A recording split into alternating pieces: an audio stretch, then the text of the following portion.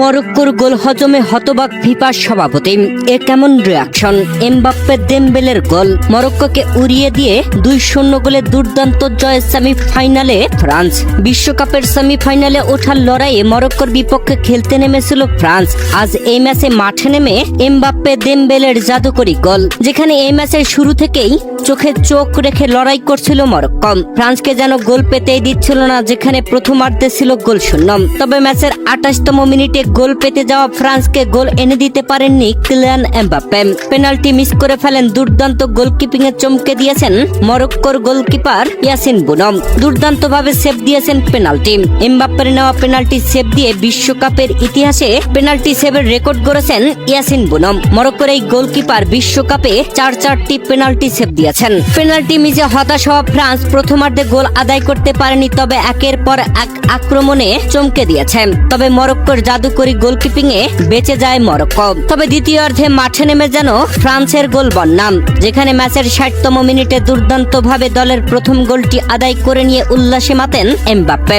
এমবাপ্পের গোলে 1-0 এগিয়ে যায় ফ্রান্স। এরপরে 6 মিনিট না যেতেই ওসমান দেমবেলের দুর্দান্ত গোল। অবিশ্বাস্য গোলে চমকে দিয়েছেন তিনি। যদিও লাফিয়ে বলটি ফেরানোর আপ্রাণ চেষ্টা করেছিলেন মরক্কোর গোলকিপার, তবে নাগাল পাননি। গোল আদায় হয়ে যায় ফ্রান্সের। 2-0 গোলে পিছিয়ে যায় মরক্কো। আর মরক্কোর পরপর জোড়া গোল হজমে যেন রীতিমতো হতবাক হয়ে গেলেন ফিফা সভাপতি জিয়ানি ইনফান্তিনো, কেননা তার মেয়ে মরক্কোর সাপোর্টার। মেয়ের পছন্দের দলের পরপর জোড়া গোলে তার এমন রিয়াকশন চমকে দিয়েছে দর্শকদের। প্রিয় দর্শক, এরপরে ম্যাচের 80 থেকে 90 মিনিট পর্যন্ত মরক্কো একের পর এক বল ফ্রান্সের গোলবারে নিয়ে গেলেও গোল আদায় করতে ব্যর্থ হয়েছে। ফ্রান্সের গোলকিপার দারুণ গোলকিপিং এ একটি দুর্দান্ত গোলও বাঁচিয়েছেন।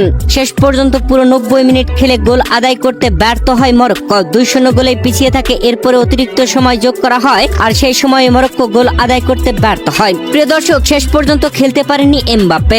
চোট পান পায়ে, যার কারণে ফ্রান্সের কোচ তাকে তুলে নিতে বাধ্য হন। পায়ে আঘাত পেয়ে মাঠ ছাড়েন কিলিয়ান এমবাপ্পে ম্যাচের 77তম মিনিটে।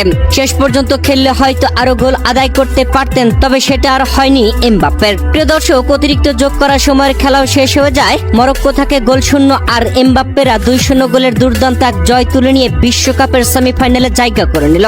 সেমিফাইনালে ওঠার লড়াইয়ে এমন ভাবে ম্যাচ হারলেও ম্যাচ শেষে কাঁদতে দেখা গেল না মরক্কোর খেলোয়াড়দের। হাসতে ছিলেন আশরাফ হাকিমিরা। তবে গ্যালারিতে রীতিমতো হতভম্ব ছিল মরক্কোর দর্শকরা। বড় আশা নিয়ে খেলা দেখতে এসেছিলেন, চেয়েছিলেন মরক্কোর জয়। তবে ভক্তদেরকে হতাশ করেছেন আশরাফ হাকিমিরা।